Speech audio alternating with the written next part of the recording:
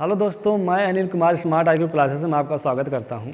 आज हम लोग प्राचीन इतिहास का अध्ययन करेंगे। प्राचीन इतिहास के इस अध्याय में हम लोग वैदिक सभ्यता का अध्ययन कर रहे हैं।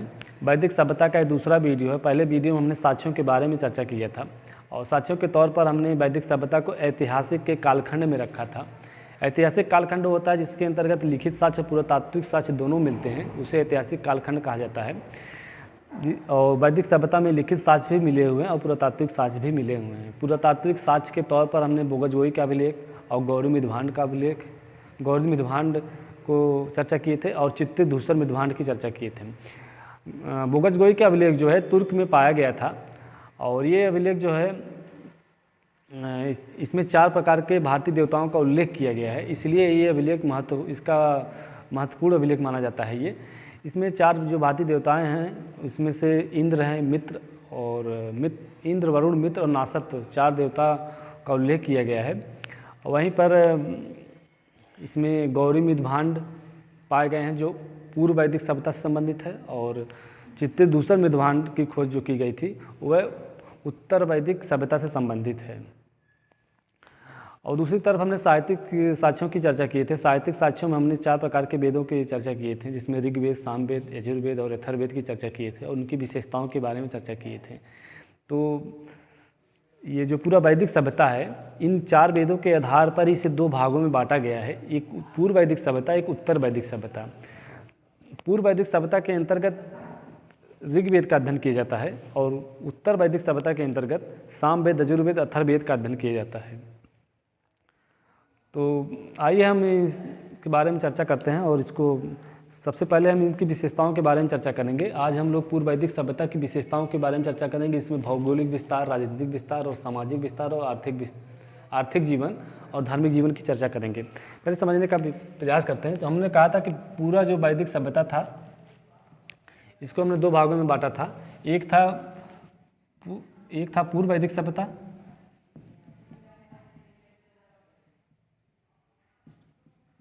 और दूसरा था उत्तर वैदिक सभ्यता।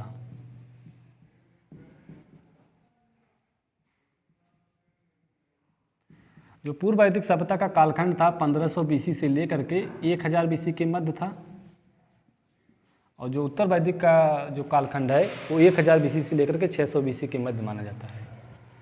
ये 1000 BC से लेकर के 600 BC के मध्य माना जाता है। तो पूर्व वैदिक सभ्यता के अंतर्गत हम जो पूर्व वैदिक सभ्यता का अध्ययन करेंगे वो ऋग वैदिक साक्ष्यों के आधार पर करेंगे, यानी यहाँ पर ऋग्वेद का अध्ययन करेंगे, ना ऋग्वेद का अध्ययन किया जाएगा। और उत्तर वैदिक सभ्यता में सामवेद, यजुर्वेद, अथर्ववेद, सामवेद, यजुर्वेद और अथर्ववेद का अध्ययन करेंगे। यहाँ पर सामवेद,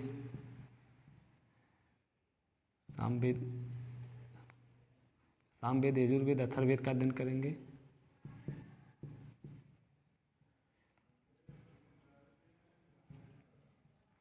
तो यहाँ पर 3 वेदों का अध्ययन करेंगे। यहाँ पर ऋग्वेद यानी एक वेद का अध्ययन करेंगे। और आज हम लोग पूर्व वैदिक सभ्यता का अध्ययन करेंगे। पूर्व वैदिक सभ्यता में हम लोग उसके भौगोलिक विस्तार देखेंगे, राजनीतिक विस्तार देखेंगे, सामाजिक विस्तार देखेंगे, भौगोलिक विस्तार देखेंगे, राजनीतिक जीवन देखेंगे। पूर्व वैदिक सभ्यता के अंतर्गत कैसा राजनीतिक जीवन था इसको देखेंगे और सामाजिक जीवन देखेंगे, समाज वहाँ तक कैसा था, स्त्रियाँ कैसी थी इसके बारे में देखेंगे। आर्थिक जीवन के अंतर्गत हम लोग देखेंगे कि यहाँ पर जो है इसे आर्थिक जीवन में क्यों रखा गया है, जैसे कि यहाँ पर पशुपालन के ज़्यादा विस्तार था, कृषि का कम विकास था, इसलिए यहाँ पर आर्थिक जीवन के बारे में चर्चा करेंगे। धार्मिक जीवन की चर्चा करेंगे, अलग अलग जो देवताओं का वर्णन किया गया है और उनके बारे में चर्चा करेंगे। और दूसरा वीडियो जो होगा हमारा उत्तर वैदिक सभ्यता से संबंधित होगा। उत्तर वैदिक सभ्यता में भी हम लोग भौगोलिक विस्तार, राजनीतिक जीवन, सामाजिक जीवन, आर्थिक जीवन और धार्मिक जीवन की चर्चा करेंगे। तो आज हम लोग पूर्व वैदिक सभ्यता का अध्ययन करते हैं। पूर्व वैदिक सभ्यता के पहले हम लोग भौतिक विस्तार की चर्चा करेंगे, उसके बाद हम लोग राजनीतिक जीवन, सामाजिक जीवन, आर्थिक और धार्मिक जीवन का विस्तार से चर्चा करेंगे। पहले हम लोग इसके भौगोलिक विस्तार को मैप के थ्रू समझने का प्रयास करेंगे। इसका भौगोलिक विस्तार कहाँ से कहाँ तक था। इस भौगोलिक विस्तार को समझना इसलिए आवश्यक हो जाता है क्योंकि ये सब समझने में काफ़ी सहायक हो जाता है कि अगर मैप के थ्रू हम समझने का प्रयास करते हैं तो ये चीज़ें माइंड में काफ़ी दिन तक रहती हैं और भूलने जल्दी नहीं भूलती हैं। तो आइए हम समझने का प्रयास करते हैं भौगोलिक विस्तार। इसके भौगोलिक विस्तार की बात करें तो हमने कहा कि जो पूर्व वैदिक सभ्यता है इसका हम अध्ययन जो है ऋग्वेद के साक्ष्यों के आधार पर करेंगे। यानी ऋग्वेद में जो साक्ष्य के तौर पर जो नदियों पर्वतों का उल्लेख किया गया है उस साक्ष्य के आधार पर इसके लोकेशन का हम अध्ययन करेंगे।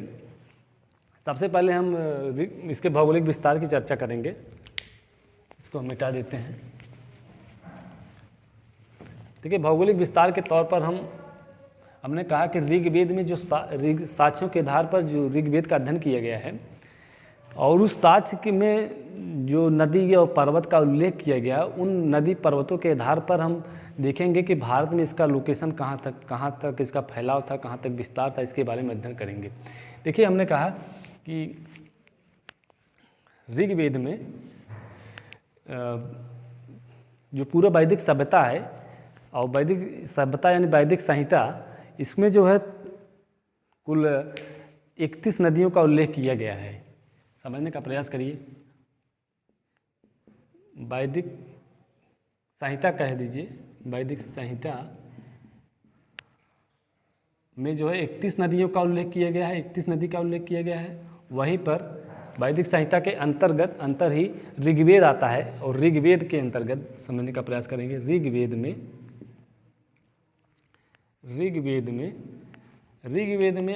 24 नदी का उल्लेख किया गया है और ऋग्वेद के 10वें मंडल में, ऋग्वेद में 10 मंडल हैं और पहला और 10वां मंडल सबसे नवीनतम मंडल माना जाता है ऋग्वेद का।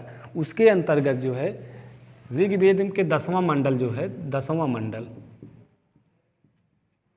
ऋग्वेद का जो 10वां मंडल है उसमें जो है 21 नदी का उल्लेख किया गया है।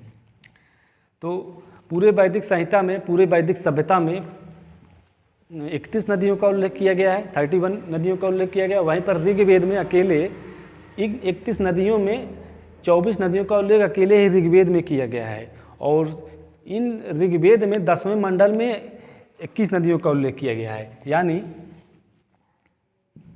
जो 10वां मंडल है, 10वां मंडल को नदी सूक्ति के भी नाम से जाना जाता है। इसमें नदी सूक्ति है, इस नदी सूक्ति में 21 नदियों का उल्लेख किया गया है। 21 नदी का उल्लेख किया गया है। इन नदियों को जो अलग अलग नामों से जाना जाता है और इन नदियों को जो वर्तमान नाम है उससे अगर हम जोड़ कर देखते हैं तो उन नदियों का जो लोकेशन के बारे में हमें पता चलेगा। जैसे कि इन नदियों में इसका फैलाव अफ़गानिस्तान तक है।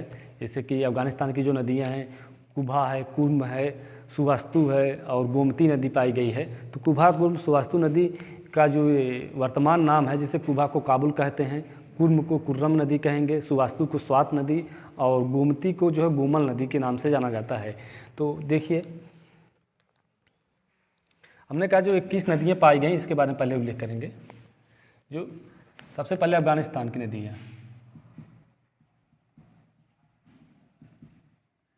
अफ़गानिस्तान की जो नदियाँ हैं इसमें कुभा है, इसे काबुल के नाम से जाना जाएगा, काबुल नदी। दूसरा है कुरुब नदी, इसे जो है कुर्रम नदी के नाम से जाना जाता है। और तीसरा है सुवास्तु नदी, इसे जो है स्वात नदी के नाम से जाना जाता है। और चौथा है गोमती नदी। गोमती नदी को जो गोमल के नाम से जाना जाता है, गोमल, इसका वर्तमान नाम गोमल है, गोमती नहीं है, इसको ध्यान देना है। तो अफ़गानिस्तान में जो 4 नदियाँ पाई गई हैं, इस आधार पर हम इसका जो पूर्व वैदिक सभ्यता है इसका विस्तार, इससे पता चलता है कि इसका विस्तार जो अफ़गानिस्तान तक था। आइए हम इसके बारे में चर्चा करते हैं पहले। यानी इसका पूरा विस्तार जो है अफ़गानिस्तान तक था। पाकिस्तान है, उसके बाद अफ़गानिस्तान है। और दूसरा है, हमने पहले वीडियो में बताया था कि सप्त सैंधव प्रदेश के बारे में चर्चा किए थे। सप्त सैंधव प्रदेश में जो है 7 नदियों का उल्लेख किया गया था। जो 7 नदियाँ हैं इसमें जो सिंधु है, झेलम है, चिनाब है, रावी है और मरुदबिदा है, शतुद्री है और शतुद्री है और सरस्वती नदी है। जो सप्त सिंधु नदी है, देखिए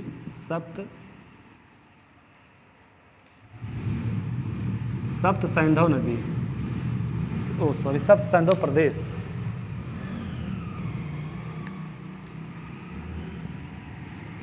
सप्त सिंधु प्रदेश के अंतर्गत 7 नदियों का उल्लेख किया गया है, जिसमें सिंधु है, झेलम है। क्रम से जो उत्तर से दक्षिण जो नदियां हैं इनके क्रम के आधार पर हम यहाँ लिख रहे हैं। सिंधु है, झेलम है, चिनाब है, रावी है, मरुदबिदा है और सतलज है और सरस्वती है। तो ये 7 नदियों का उल्लेख किया गया है। सप्त सिंधु प्रदेश को जो है इन 7 नदियों के आधार पर इसे सप्त सिंधु प्रदेश के नाम दिया गया है। सिंधु को सिंधु के नाम से जाना जाता है, झेलम को जो है झेलम को बितिस्ता के नाम से जाना जाता है और चिनाब को अश्विनी, रावी को परसुड़ी, मरुदबिदा का कोई नाम नहीं, मरुदबिदा के ही नाम से जाना जाता है। शतुद्री को सतलज के नाम से जाना जाता है, वहीं पर सरस्वती को जो सरस्वती के ही नाम से जाना जाता है। देखिए, झेलम को बितिस्ता नदी कहते हैं, इसका जो प्राचीन नाम है बितिस्ता नदी है, बितिस्ता नदी। और चिनाब को अस्कनी और रावी को जो है पुरुषड़ी नदी और मरुदबिदा को मरुदबिदा के ही नाम से जानते हैं। सतलज को शतुद्री नदी और सरस्वती को सरस्वती की नदी नाम से जानते हैं। तो इसमें ध्यान देना ये है कि इन सप्त सिंधु प्रदेश में जो है ब्यास नदी का उल्लेख नहीं किया गया है। तो ब्यास नदी और मरुदबिदा नदी दोनों अलग अलग हैं, तो ध्यान देना है कि यहाँ पर मरुदबिदा जो है अलग नदी है। तो इसमें सिंधु, झेलम, चिनाब, रावी, मरुदबिदा, सतलज और सरस्वती नदी हैं। इनके जो नाम है, सिंधु को सिंधु के नाम से जाना जाता है, झेलम को बितिस्ता के नाम से जाना जाता है और चिनाब को अस्कनी के नाम से जाना जाता है, रावी को पुरुषड़ी के नाम से जाना जाता है, शतुद्री को सतलज और सरस्वती को सरस्वती के नाम से जाना जाता है।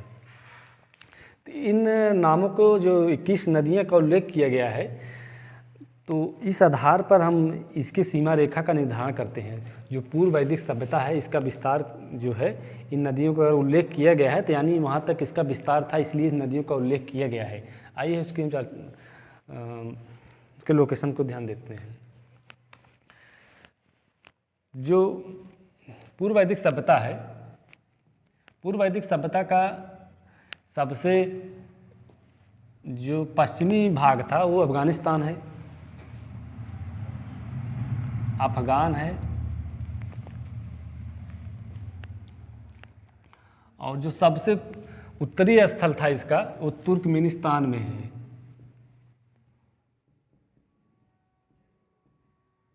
तुर्कमेनिस्तान में है। और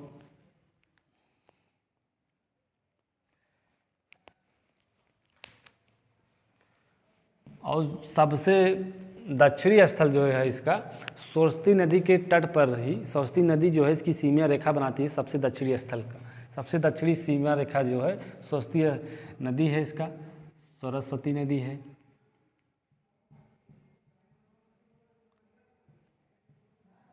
और यहाँ पर जो है पश्चिमी जो हिमालय है उसका सबसे पूर्वी छोर, पश्चिमी हिमालय का सबसे पूर्वी छोर ही इसका जो सीमा रेखा है, पश्चिमी हिमालय है ये।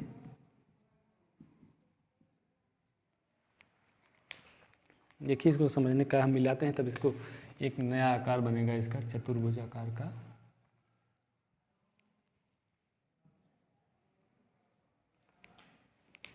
तो इसका विस्तार कुछ इस प्रकार होता था। यानी ये पूरा जो पूर्व वैदिक सभ्यता है, इस पूर्व वैदिक सभ्यता का विस्तार पाकिस्तान, अफगानिस्तान, तुर्कमेनिस्तान और भारत तक फैला हुआ है ये। तो सबसे पूर्वी, सबसे उत्तर में तुर्कमेनिस्तान तक और सबसे दक्षिण में, सबसे पश्चिम में अफगान और सबसे दक्षिण में सरस्वती नदी का जो नदी है उसकी सीमा रेखा बनाती है। और सबसे पश्चिमी सबसे पूर्वी स्थल जो है ये पश्चिमी हिमालय है, पश्चिमी हिमालय का पूर्वी छोर। तो देखिए समझने का प्रयास करिए। हमने पिछली वीडियो में बताया था कि इसके अंतर्गत ही सप्त सैंधव का जो लोकेशन है, इसको समझने का प्रयास करिए। हमने बताया था कि जो सप्त सैंधव है, सप्त सैंधव जो है 7 नदियों वाला जो प्रदेश था, वहाँ पर जो 7 नदियाँ हैं जिसमें से सिंधु, झेलम, चिनाब, रावी, मरुद्रविदा, सरस्वती और सतलज हैं, 7 नदियाँ हैं ये। इन 7 नदियों का जो लोकेशन है, और ये जम्मू कश्मीर, पंजाब और कुछ हरियाणा का क्षेत्र मिला करके सप्त सैंधव कहा जाता था। वहीं पर एक लोकेशन और हमने अध्ययन किया था, उस लोकेशन को जो है हमने बताया था कि ये ब्रह्मवर्त के लोकेशन को हमने बताया था कि ये इसे ब्रह्मवर्त कहेंगे। ब्रह्मवर्त के लोकेशन में हमने बताया था कि जो ब्रह्मवर्त है ये दिल्ली और हरियाणा के क्षेत्र में पाया जाता है। भूभाग को जो है ब्रह्मवर्त के नाम से जाना जाता था। इसे सप्त सैंधव कहेंगे, सप्त सैंधव कहेंगे, और इसको जो है ब्रह्मवर्त कहेंगे। और एक लोकेशन और था जो गंगा और यमुना के दोआब पर जो पाया गया था, उससे जो है ब्रह्महर्ष के नाम से जाना जाता है। अगर हम इन नदियों का निर्माण करते हैं, कुछ नदियाँ इस प्रकार बनेंगी। इन नदियों के दोआब जो हैं समझने का प्रयास करिएगा। इस दोआब को, पूरे दोआब को जो ब्लैक डॉटेड हैं, इसे दोआब कहेंगे।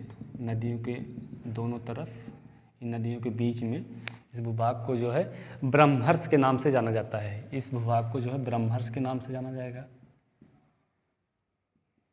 तो हमने समझा सप्त सैंधव का लोकेशन जो है 7 नदियों का प्रदेश को जो सप्त सैंधव कहेंगे। और उसके बाद ब्रह्मवर्त है, उसके ब्रह्मवर्त का लोकेशन जो है दिल्ली और हरियाणा के क्षेत्र को जो है ब्रह्मवर्त के नाम से जाना जाता है। उसके बाद हमने ब्रह्महर्ष का अध्ययन किया है। ब्रह्महर्ष जो है गंगा यमुना के दोआब का क्षेत्र को ब्रह्महर्ष के नाम से जाना जाता है। वहीं पर हमने एक मध्य देश का भी उल्लेख किया था। मध्य देश जो है आपके जो विंध्याचल पर्वत श्रेणी है, जिसका विस्तार राजस्थान से लेकर बिहार के सासाराम तक है वर्तमान में, वहाँ ये नदी, ये जो पर्वत है, और इस विंध्याचल पर्वत और हिमालय पर्वत श्रेणी के मध्य के भाग को मध्य देश के नाम से जाना जाता है।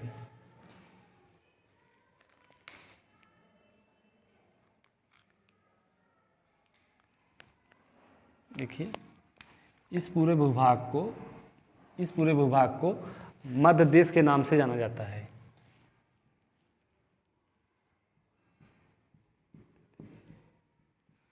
और इसका सबसे जो पूर्वी छोर है मध्य देश का, गंडक नदी है।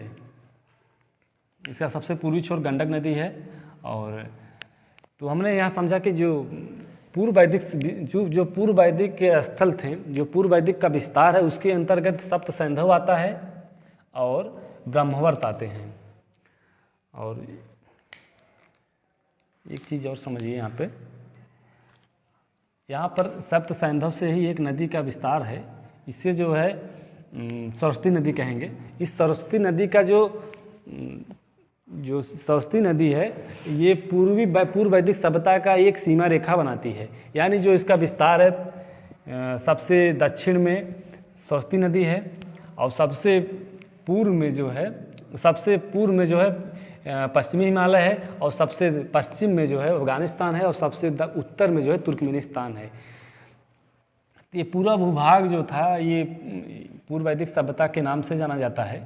लेकिन जब आर्य जो है कई चरणों में भारत में आए थे, मध्य एशिया से कई चरणों में भारत में आए थे, और जब पहली चरण आया तो वही लोग यहाँ के जो निवासी थे उनसे मिले जुले, तो उन्हीं में वो मिल गए, और उनका जो रंग होता था श्याम वर्ण के नाम से जाना जाता है। उनको जो श्याम वर्णी आर्य कहते हैं। और जो आर्य बाद में आए हैं, जो आर्यों का बाद में विस्तार हुआ है, उन आर्यों को जो है उनका विस्तार सरस्वती नदी से लेकर के गंडक नदी के बीच का उनका विस्तार माना जाता है। तो उन्हें जो है गौरवर्णीय आर्य कहा जाता है। एक श्यामवर्णीय आर्य थे, एक गौरवर्णीय आर्य, मतलब जो गोरे कलर के थे, गोरे रंग के थे, उन्हें जो है गौरवर्णीय आर्य कहा जाता है। तो उनका विस्तार जो है गंडक नदी से लेकर के सरस्वती नदी तक था, और जो जिन्हें उत्तर वैदिक सभ्यता के नाम से जाना जाता है। वहीं पर पूर्व वैदिक सभ्यता का विस्तार जो है सरस्वती नदी से लेकर के अफगानिस्तान, तुर्कमेनिस्तान और पश्चिमी हिमालय के बीच के भूभाग को माना जाता है। इसके अंतर्गत सप्त सैंधव और ब्रह्मवर्त वाले देश आते हैं। और दूसरी तरफ हम जब पूर्व वैदिक यानी उत्तर वैदिक सभ्यता का अध्ययन करेंगे, उत्तर वैदिक सभ्यता का विस्तार जो है सरस्वती नदी से लेकर के गंडक नदी तक है। ये गंडक नदी है, आप इसको समझने का प्रयास करिए। ये गंडक नदी है। इस गंडक नदी के पश्चिम में और सरस्वती नदी के पूर्व में पूरा विस्तार जो है, सरस्वती नदी के पूर्व में और गंडक नदी के पश्चिम में, ये पूरा विस्तार जो है इनको जो है उत्तर वैदिक सभ्यता के नाम से जाना जाता है। यानी ये पूरा क्षेत्र जो है, इस पूरे क्षेत्र को जो है उत्तर वैदिक सभ्यता के नाम से जाना जाता है। और पूर्व वैदिक सभ्यता जो है सरस्वती नदी से लेकर के अफगानिस्तान, तुर्कमेनिस्तान और पश्चिमी हिमालय के पूर्वी छोर तक जाना जाता है।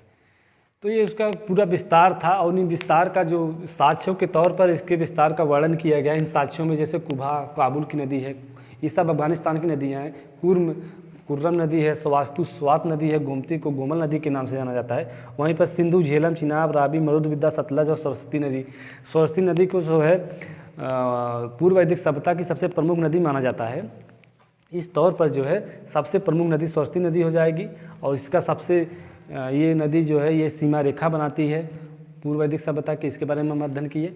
और फिर हम लोग अब भौगोलिक विस्तार की चर्चा कर लिए हैं, अब हम लोग सामाजिक विस्तार की चर्चा। आइए हम आगे पढ़ने का प्रयास करते हैं। अभी हमने पूर्व वैदिक सभ्यता के विस्तार के बारे में चर्चा किया है। अब हम लोग उसके राजनीतिक जीवन, सामाजिक जीवन, आर्थिक जीवन और धार्मिक जीवन के बारे में चर्चा करेंगे। आइए एक एक करके हम इसके बारे में चर्चा करते हैं। देखिए, पूरा इसका राजनीतिक जीवन यहाँ इसलिए महत्वपूर्ण बन जाता है क्योंकि वैदिक सभ्यता एक कबीलाई जीवन था।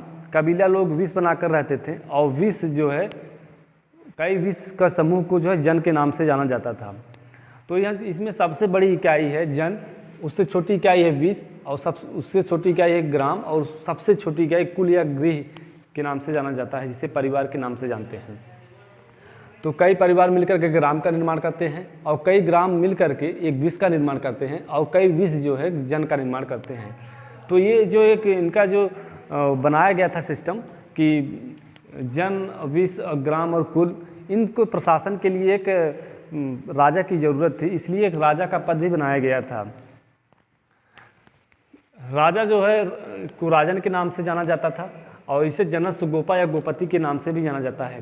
राजा का मुख्य उद्देश्य होता था कि अपने लोगों को, अपने विश्व के लोगों को, अपने जन के लोगों की सुरक्षा करना, और वहाँ पर उनके सुरक्षा के साथ ही साथ जो है इसमें देखिए इसे गोपति के नाम से भी जाना जाता है। गोपति के कहने का मतलब ये है कि ये राजा जो होता था अपने क्षेत्र में जो उनकी गाय होती थी उनकी सुरक्षा किया करता था, इसलिए इसे गोपति के नाम से जाना जाता था।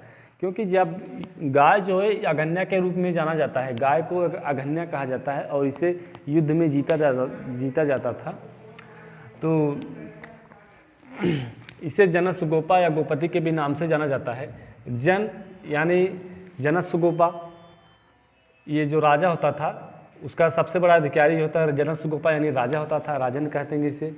विश्व में सबसे बड़ा अधिकारी जो होता था विश्वपति कहा जाता था। ग्राम में सबसे बड़ा जो होता था उसे ग्रामीणी कहा जाता था, और कुल या गृह में जो होता था गृहपति, यानी परिवार का जो सबसे बड़ा मुखिया होता था उसे गृहपति के नाम से जाना जाता है।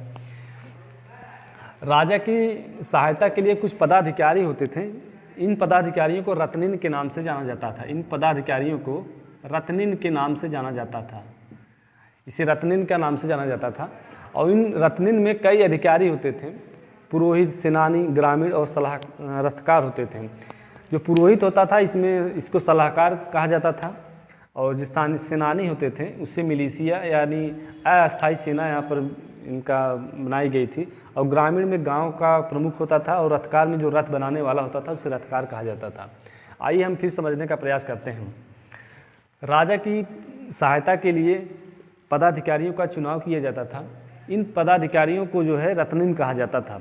इन रत्निन में कई अधिकारी होते थे, जिससे पुरोहित, सेनानी, ग्रामीण और रथकार होते थे।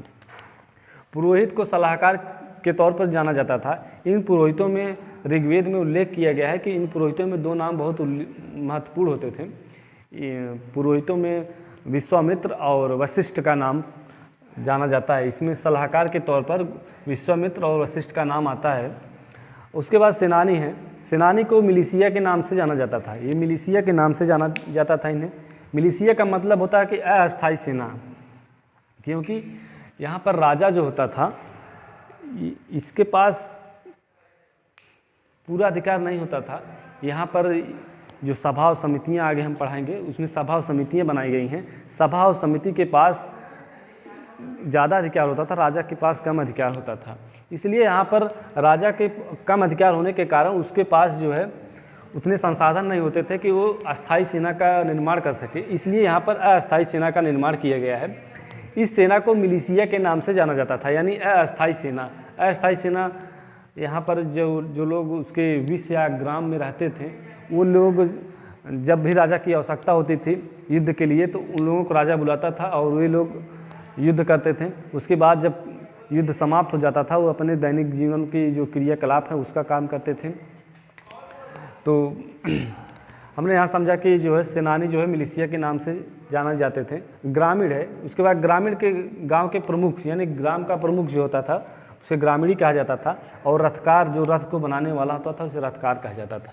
रत्निन में पुरोहित, सेनानी, ग्रामीण और रथकार का अध्ययन किया हमने। इसे राजा के पदाधिकारी को रत्निन के नाम से जाना जाता है। ये पुरोहित, सेनानी, ग्रामीण और रथकार ये रत्निन कहे जाते हैं। आइए इन संस्थाओं के बारे में चर्चा करते हैं। राजनीतिक जीवन के लिए जो संस्थाएं बनाई गई थी ये बहुत महत्वपूर्ण हैं और ये परीक्षाओं में हमेशा यहाँ से प्रश्न बनाए जाते हैं। इन संस्थाओं में सभा है, समिति है, विदत है, गण है और बलि है। विदत है और गण है और एक परिषद भी है। परिषद का उल्लेख बहुत महत्वपूर्ण नहीं है, तो यहाँ पर जो है परिषद का उल्लेख नहीं किया गया है। तो इसमें सभा, समिति, विदत और गण। तो सभा जो है सबसे श्रेष्ठ जनों की संस्था थी। यहाँ पर सभा जो सबसे श्रेष्ठ लोग जो होते थे और उन लोगों की संस्था थी। इसमें पुरोहित लोग रहते थे और प्रशासक लोग रहते थे। और इस संस्था में जो सभा थी इसको सबसे श्रेष्ठ संस्था माना जाता था। इसमें जो महिलाएं भाग लेती थी उसे सभावती के नाम से जाना जाता है और जो पुरुष भाग लेते थे उन्हें सभेय के नाम से जाना जाता है। और इस सभा का जो संरक्षक होता था यानी और इस सभा का जो संरक्षण करता था उसे सभाचार के भी नाम से जाना जाता है। तो इसमें 2 ही नाम 2 परीक्षाओं में पूछे जाते हैं। तो इसे महिलाओं को सभावती के नाम से जाना जाता है और पुरुष को सभेय के नाम से जाना जाता है। दूसरा है समिति। समिति ये आम लोगों की सभा थी। इसमें सभी लोग भाग लेते थे और समिति में सभी लोग भाग लेते थे और राजा और इस समिति का मुख्य कार्य होता था कि राजा का चुनाव करना। राजा को जो चुना जाता था इस समिति का ही कार्य होता था कि राजा का चुनाव करता था। राजा कोई एक आनुवंशिक पद नहीं होता था, राजा यहाँ पर चुना जाता था और यहाँ पर आनुवंशिकता का कोई प्रमाण नहीं मिलता है, लेकिन बाद में जो है राजा जो है आनुवंशिक हो गया है राजा का पद। तो राजा का यहाँ चुनाव करते थे। समिति के लोग जो है इकट्ठा होते थे और राजा का चुनाव करते थे। और इस समिति के द्वारा ही जो लूट का माल होता था जिसे लोमन के नाम से जाना जाता है। लोमन मतलब लूट का सामान जो होता था, लूट का जो माल होता था उसको बंटवारा किया जाता था।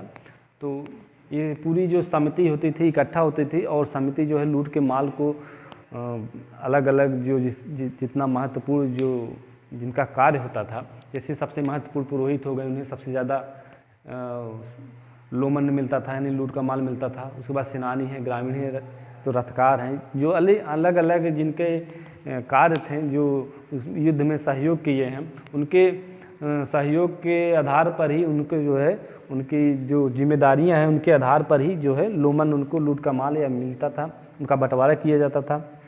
उसके बाद विदत आते हैं। विदत सबसे प्राचीन संस्था है। विदत सबसे ओल्डेस्ट संस्था को माना जाता है। ये परीक्षाओं में अक्सर पूछा जाता है। विदत पूछा जाता है कि सबसे प्राचीन संस्था कौन सी है, तो सबसे प्राचीन संस्था सभा समिति विदत में सबसे प्राचीन संस्था विदत है। तो इसको बहुत ही परीक्षाओं के लिए इम्पोर्टेंट है। सबसे प्राचीन संस्था को विदत के नाम से जाना जाता है और इसका मुख्य कार्य होता था कि ये उपज का बंटवारा करती थी। जितना भी उपज होता था उसका बंटवारा करती थी और ये उपज का बंटवारा करती थी।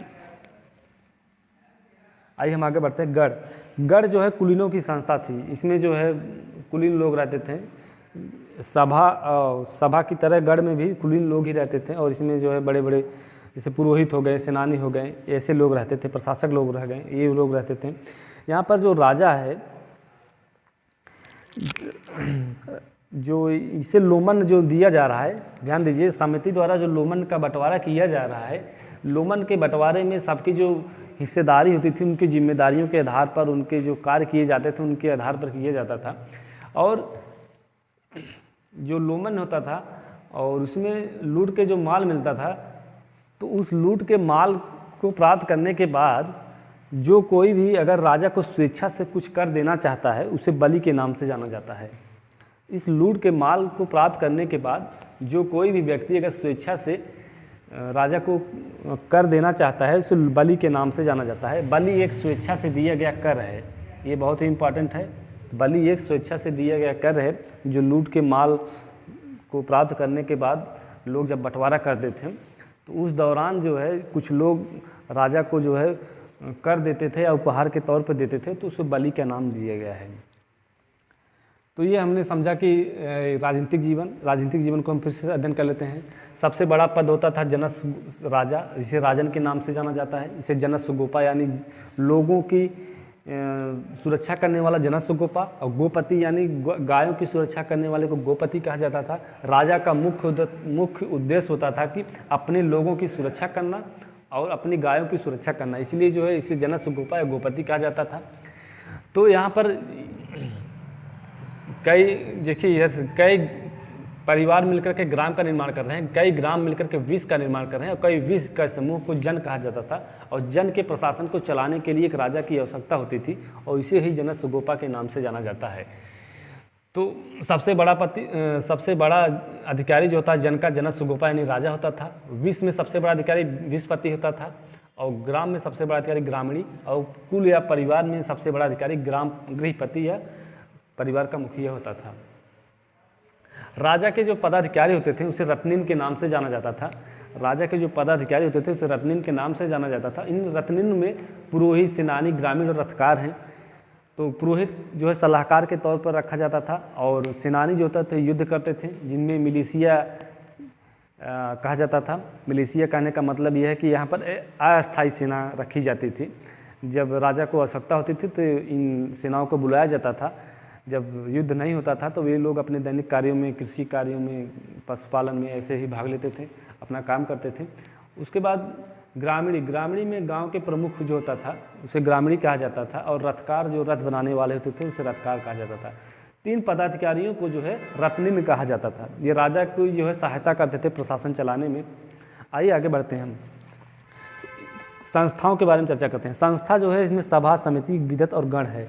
सभा सबसे सेठजनों की संस्था है। इसमें जो है इन पदाधिकारियों में जो सबसे श्रेष्ठ होता था उनको रखा जाता था। तो जो महिलाएं इसमें भाग लेते थे उसे सभावती कहा जाता था, और जो पुरुष भाग लेते थे उसे सभ्य के नाम से जाना जाता था। समिति में ये आम लोगों की सभा थी, और इसका मुख्य काम होता था कि राजा का चुनाव करना, और लोमन जो लूट का माल होता था उसका बंटवारा करते थे। समिति का मुख्य कार्य होता था लोमन का बंटवारा करना और राजा का चुनाव करना।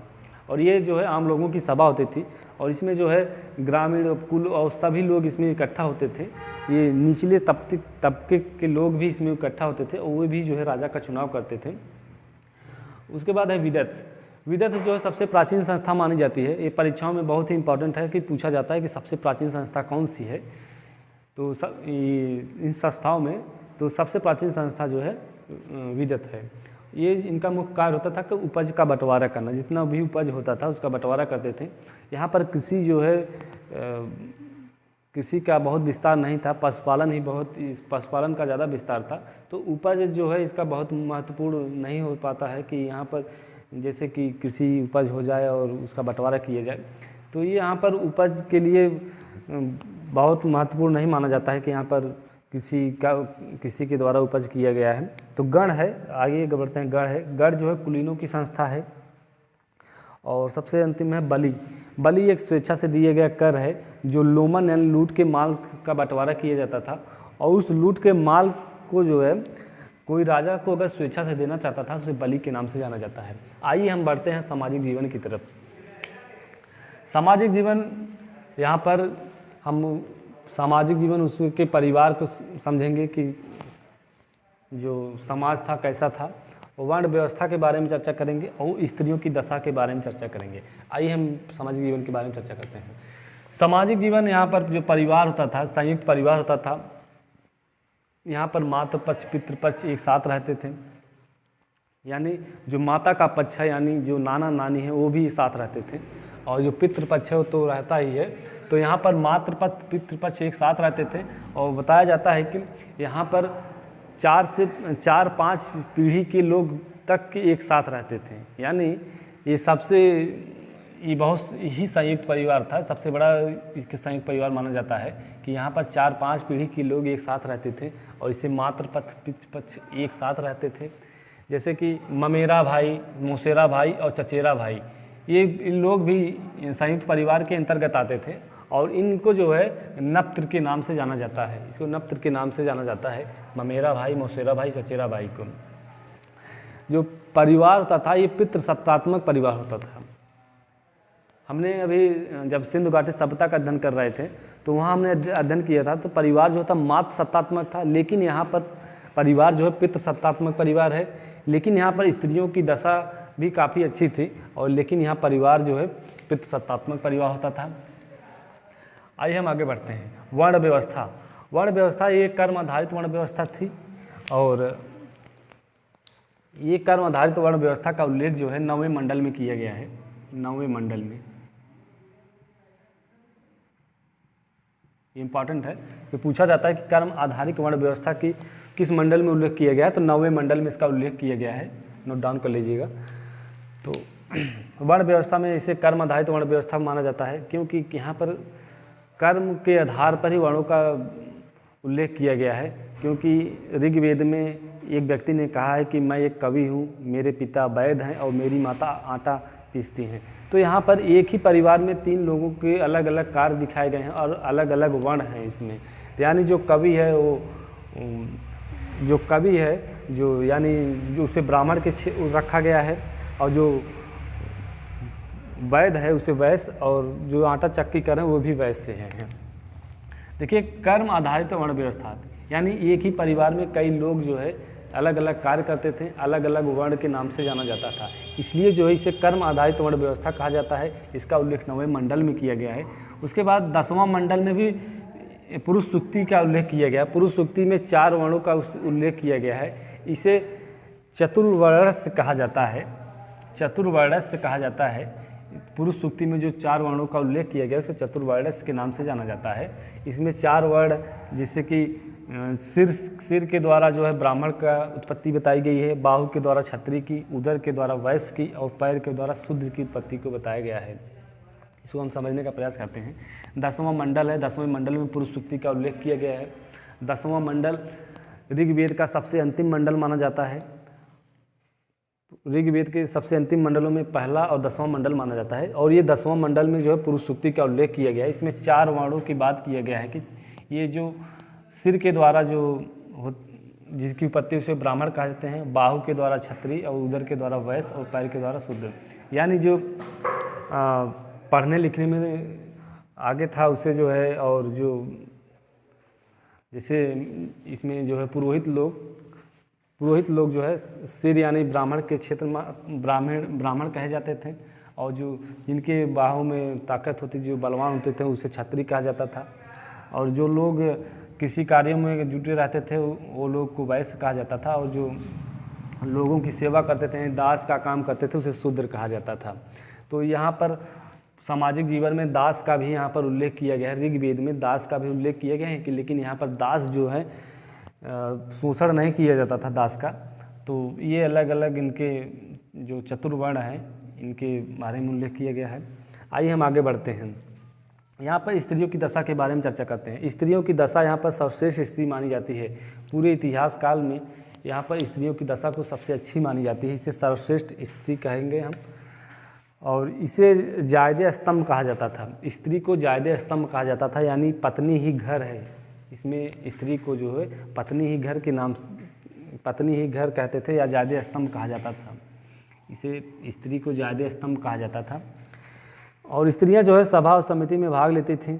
बाल विवाह नहीं, यहाँ पर बाल विवाह नहीं था, यानी पर इनकी उम्र जो होती थी बाल शादी करने की 17-18 वर्ष की उम्र में ये लोग शादी करते थे। बाल विवाह का साक्ष्य नहीं मिलता है। इन कुरीतियों का यहाँ पर जो कुरीतियाँ हैं समाज में आजकल, जो जैसे कि बाल विवाह, सती प्रथा, विधवा विवाह, ये सब जो है इस प्रकार की कुरीतियों का जो है यहाँ पर काफ़ी सुधार था समाज में। तो यहाँ पर बाल विवाह नहीं था, नियोग प्रथा था। नियोग प्रथा का मतलब ये होता है कि जब किसी स्त्री का पति मर जाता था तो उस दौरान जो है स्त्री जो है अपने देवर से शादी कर सकती थी। इसी नियोग प्रथा के नाम से जाना जाता है। वहीं पर सती प्रथा नहीं था। सती प्रथा जैसे कि पति के साथ ही पत्नी को दफना देना या पति के साथ ही पत्नी को शव में जला देना, इसे सती प्रथा के नाम से जाना जाता है। सती प्रथा भी नहीं था। पर्दा प्रथा भी नहीं था। यहाँ पर स्त्रियाँ जो है पर्दा नहीं करती थी यहाँ पर। और ये समाज का सबसे सर्वश्रेष्ठ स्थिति मानी जाती है। जो स्थितियाँ यहाँ वर्णन किया गया है ऋग्वेद में, तो इससे पता चलता है कि स्त्रियों की दशा काफ़ी अच्छी थी। आगे बढ़ते हैं। यहाँ पर विधवा विवाह का भी प्रचलन था। जैसे कि कोई विधवा हो जाती थी तो दूसरी शादी कर सकती थी, या तो अपने देवर से कर सकती थी या किसी और से कर सकती थी। इसी को नियोग प्रथा के नाम से जाना जाता है। आइए इस सामाजिक जीवन को हम फिर से अध्ययन करते हैं। हमने कहा कि परिवार, यहाँ संयुक्त परिवार होता था। परिवार में जो है मातृपक्ष और पितृपक्ष दोनों एक साथ रहते थे। यहाँ 4 से 5 पीढ़ी के लोग एक साथ रहते थे। इस परिवार में जो है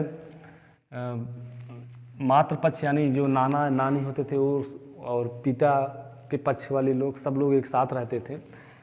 इसमें ममेरा भाई, मौसेरा भाई, चचेरा भाई भी एक साथ रहते थे। इसे निप्त्र के नाम से जाना जाता है। पितृ, ये पूरा जो है परिवार होता था, ये पितृ सत्तात्मक परिवार होता था। जो समाज था यहाँ पर पितृ सत्तात्मक समाज था। यहाँ पर पुरुष प्रधान समाज का भी उल्लेख किया गया है। इसका मतलब है वर्ण व्यवस्था जो यहाँ पर कर्म आधारित वर्ण व्यवस्था थी, जिसका उल्लेख 9वें मंडल में किया गया है। 10वें मंडल में पुरुष सूक्ति का उल्लेख किया गया, जिसमें चतुर्स्वर्णस्य एक कृति है, जिसमें सिर के द्वारा ब्राह्मण की उत्पत्ति बताया गया है, बाहु के द्वारा क्षत्रिय की, उदर के द्वारा वैश्य की और पैर के द्वारा शूद्र की उत्पत्ति बताया गया है। जो सबसे बुद्धिमान होता था उसे जो है ब्राह्मण कहते थे, और जिसकी भुजाओं में ताकत होती थी उसे क्षत्रिय कहा जाता था। और वैश्य जो कृषि कार्यों में और अलग अलग कार्यों में लगे रहते थे उन्हें वैश्य कहा जाता था। पैर से यानी जो दास होते थे उन्हें शूद्र कहा जाता था। तो ये हो गया 10वें मंडल का उल्लेख हमने किया। आइए स्त्रियों की दशा का उल्लेख करते हैं। स्त्रियों की दशा यहाँ पर सबसे स्त्री मानी जाती है। यहाँ पर स्त्रियों की दशा पूरे इतिहास काल में सबसे अच्छी स्थिति जो है वैदिक काल में ही मानी जाती है। वैदिक काल के ऋग्वैदिक काल में ही मानी जाती है। उसमें स्त्रियों को जो जायदे स्तंभ कहा जाता था, क्योंकि यहाँ पर स्त्रियों को पत्नी का घर कहा जाता था।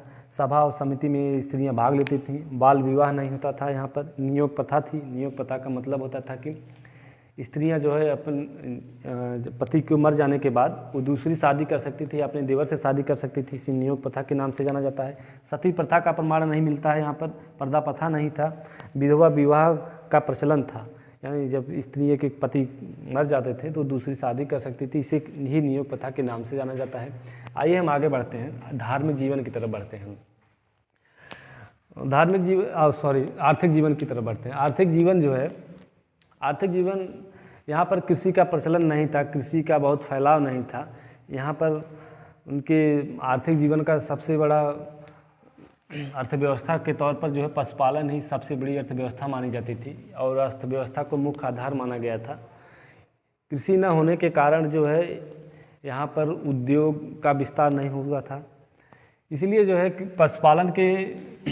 पशुपालन ही अर्थव्यवस्था का मुख्य आधार माना गया है। यहाँ पर व्यापार जो कुछ भी होता था ये विनिमय के आधार पर किया जाता था। जैसे कि कृषि बहुत नहीं होती थी, लेकिन जो पशुओं का व्यापार हो गया और अनाज कुछ जो होते थे, उस आधार पर अगर कुछ व्यापार किया जाता था तो विनिमय प्रणाली लागू की जाती थी। क्योंकि यहाँ पर मुद्रा की खोज नहीं हुई थी। यहाँ पर विनिमय प्रणाली का मतलब ये है कि अगर किसी से गाय खरीदी गई है तो उसके बदले कुछ अनाज दे दिया गया, किसी को गाय खरीदी गई तो दूसरी गाय दे दी गई। तो इसे ही विनिमय प्रणाली मतलब अदला बदली की प्रणाली कहते हैं। इसे व्यापार में विनिमय प्रणाली के नाम से जाना जाता है, क्योंकि यहाँ पर मुद्राओं की खोज नहीं की गई थी। और यहाँ पर गाय एक महत्वपूर्ण पशु माना जाता है। इसे अघन्या के नाम से जाना जाता है। गाय मतलब कि इसकी हत्या न की जाए, इसे अघन्या कहा जाता है। तो गाय एक महत्वपूर्ण पशु था। इसे जो है युद्ध में जीता भी जाता था, और युद्ध में जीतने के बाद राजा उसकी सुरक्षा करता था। इसे गोपति के नाम से जाना जाता है। तो गाय के संरक्षण के तौर पर राजा को गोपति के नाम से जाना जाता है। उद्योग का आकार बहुत सीमित था। उद्योग का आकार सीमित इसलिए था कि यहाँ पर किसी का कार्य नहीं होता था। जो प्राथमिक सेक्टर है वो उसका डेवलप नहीं हुआ था, तो उद्योग कहाँ से इसका विकास नहीं हो पाएगा। तो प्राथमिक सेक्टर के आधार पर उद्योग का विकास माना जाता है। तो यहाँ पर उद्योग का विकास नहीं हुआ था। आइए हम धार्मिक जीवन की तरफ बढ़ते हैं। धार्मिक जीवन में हमने जो पुरातात्विक साक्ष्य मिले थे उन आधारों पर समझेंगे, और कुछ जो देवी देवताओं के नाम लिखेंगे उसके आधार पर समझने का प्रयास करेंगे।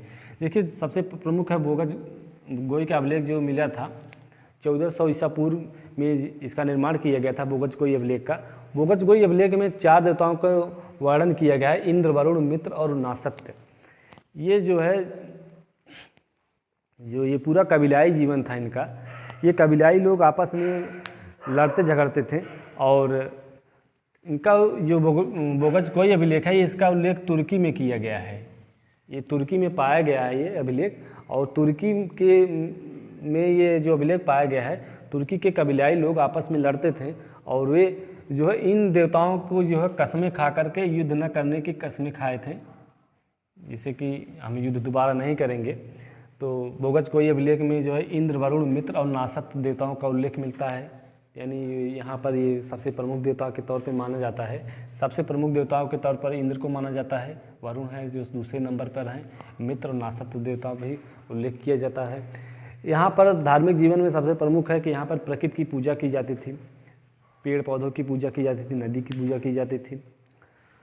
तो यहाँ पर प्रकृति की पूजा करते थे। यहाँ पर देवताओं को 3 श्रेणियों में बांटा गया है, अंतरिक्ष के देवता, पृथ्वी के देवता और आकाश के देवता। जो पूरे देवता हैं यहाँ पर 33 देवताओं का उल्लेख किया गया है। ऋग्वेदिक काल में 33 देवताओं का उल्लेख किया गया है। इन 33 देवताओं को 3 श्रेणियों में बांटा गया है, अंतरिक्ष के देवता, पृथ्वी के देवता, आकाश के देवता। अंतरिक्ष के देवता के तौर पर सबसे बड़े देवता को इंद्र को माना जाता है, और सबसे ज़्यादा ऋग्वेद में किसी देवता का उल्लेख किया गया है तो इंद्र का ही किया गया है। और उसके बाद मारुत हैं, रुद्र हैं, वायु हैं। ये अंतरिक्ष के देवता के तौर पर जाने जाते हैं। दूसरा है पृथ्वी के देवता। पृथ्वी के देवता में सबसे प्रमुख है अग्नि, तब पृथ्वी है, सोम है और बृहस्पति है। अग्नि को जो है मध्यस्थ देवता के नाम से जाना जाता है। इन्हें मध्यस्थ देवता इसलिए मध्यस्थ देवता के तौर पर जाना जाता है, जैसे कि आग में जब कोई आहुति दी जाती थी, मतलब कुछ डाला जाता था जो उसके धुआं बनकर ऊपर उठता था, आकाश की तरफ जाता था, और ये उनकी कल्पना होती थी कि ये धुआं जो है आकाश में जाएगा और हमारे संदेश को जो है अंतरिक्ष के देवता तक पहुंचा देगा। ये तो इसे मध्यस्थ देवता के नाम से जाना जाता था। पृथ्वी, सोम और बृहस्पति हैं इनके देवताओं में। आकाश के देवता के तौर पर सूर्य हैं, सविता हैं। इन्हें सावित्री के भी नाम से जाना जाता है, जिसके सावित्री के नाम से जाना जाता है। वरुण है और वायु हैं। तो आकाश के देवता में सूर्य, सविता, वरुण और विष्णु हैं। आइए कुछ देवताओं हैं, उनके प्रमुख देवताओं के विशेषताओं के बारे में चर्चा करेंगे। इंद्र जो है सबसे प्रमुख देवता के तौर पर माना जाता है। इनका उल्लेख ऋग्वेद में 250 बार किया गया है, तो इसलिए जो है इंद्र को सबसे प्रमुख देवता के तौर पर माना जाता है। इन्हें पुरंदर भी कहा जाता है, यानी किला को तोड़ने वाला भी कहा जाता है। इन्हें पुरंदर के तौर पर जाना जाता है। दूसरा है अग्नि को मध्यस्थ देवता के नाम से जाना जाता है, इसका उल्लेख हमने किया है। सविता एक चमकता हुआ सूर्य कहते हैं, सविता को चमकता हुआ सूर्य कहते हैं। ये सविता को चमकता हुआ सूर्य कहेंगे। सूर्य जो है आकाश के देवता के अंतर्गत आते हैं। और वरुण जो है वर्षा का देवता के नाम से जाना जाता है। इंद्र के बाद सबसे प्रमुख देवता वरुण हैं, और इनका उल्लेख जो है सर्वाधिक बार भी किया गया है। तो इसमें वर्षा का देवता के तौर पर जाना जाता है वरुण को। और सोम को जो है वनस्पति का देवता कहा जाता था। सोम को जो है वनस्पति का देवता कहा जाता था और ये सोम जो होता था इससे सोमरस बनाए जाते थे। एक अफ़गानिस्तान में एक पर्वत पाया गया है जिसे मुजवंत पर्वत कहा जाता था। मुजवंत पर्वत जो हिंदू कुश पर्वत के आसपास के क्षेत्र को मुजवंत पर्वत कहते हैं। उस मुजवंत पर्वत पर ही सोमरस का निर्माण किया जाता था। उनकी वनस्पतियों को मतलब वनस्पतियों से सोमरस बनाया जाता था। तो सोम को जो है वनस्पति का देवता कहा जाता था और सोम रस का जो है सेवन जो है कई बार उल्लेख किया गया कि इंद्र करते थे। तो इस प्रकार से जो कहानियाँ बनाई गई हैं तो सोम रस को वनस्पति के देवता कहा जाता था। अश्विन जो है चिकित्सा का देवता के तौर पर जाने जाते हैं और पूषण, अश्विन को चिकित्सा का देवता कहते हैं और पूषण को जो है पशु का देवता कहते हैं। आइए इसको हम फिर से रिवीजन करते हैं, फिर आगे इस टॉपिक को समाप्त करेंगे। हमने कहा कि आर्थिक जीवन के तौर पर हमने यहाँ पर कृषि का विकास बहुत नहीं हुआ था, थोड़ा बहुत कृषि का विकास हुआ था। इसलिए यहाँ पर कृषि के विकास न होने के कारण यहाँ पर उद्योग का विकास और व्यापार बहुतायत मात्रा में नहीं होता था और यहाँ पर मुद्राओं की खोज नहीं की गई थी। इस आधार पर यहाँ पर व्यापार जो भी होता था वो विनिमय प्रणाली के आधार पर किया जाता था, यानी लेन देन के आधार पर किया जाता था। और यहाँ पर गाय को सबसे सर्वाधिक महत्वपूर्ण पशु माना जाता है और गाय को ही सबसे बड़ा धन माना जाता था। इसलिए इसे अघन्या के नाम से जाना जाता है क्योंकि इसकी हत्या नहीं की जाएगी और इसकी सुरक्षा के लिए राजा का मुख्य कार्य होता था, इसलिए राजा को गोपति के नाम से भी जाना जाता है। आगे बढ़ते हैं धार्मिक जीवन की तरफ। धार्मिक जीवन में हमने समझा कि जो देवता हैं उनके कुल 33 देवताओं का उल्लेख किया गया है ऋग्वेद में और इन 33 देवताओं को 3 वर्गों में बांटा गया, अंतरिक्ष के देवता, पृथ्वी के देवता और आकाश के देवता। इन अंतरिक्ष के देवताओं में सबसे प्रमुख देवता इंद्र हैं, मारुत हैं, रुद्र हैं और वायु हैं। और पृथ्वी के देवता में सबसे प्रमुख अग्नि है जिसे मध्यस्थ का देवता भी कहते हैं। और पृथ्वी के देवता को पृथ्वी के देवता में अग्नि है, पृथ्वी है, सोम है और वनस्पति हैं। फिर आगे बृहस्पति हैं। आगे बढ़ते हैं आकाश के देवता में। आकाश के देवता में सबसे प्रमुख है सूर्य हैं, सविता हैं, वरुण और विष्णु हैं।